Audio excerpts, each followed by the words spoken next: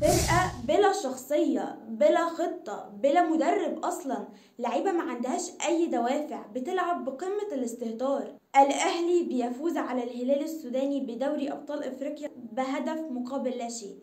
أداء سيء.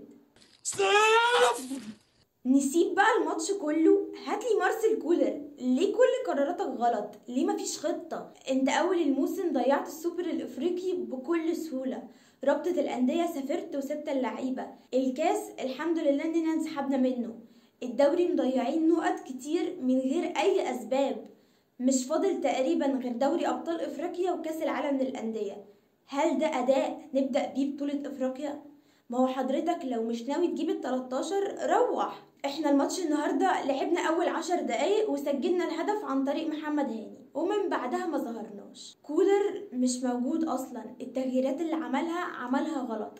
حكم المباراة مستفز بشكل مش طبيعي. انا عايزه افهم انت بتعامل اللعيبه كده ازاي؟ الطرف الوحيد اللي المفروض نشيد بيه ونشكره النهارده فهو الجمهور. عملوا عظمه طول ال90 دقيقه. ماتش العودة في موريتانيا أتمنى نشوف أداء أفضل من ده.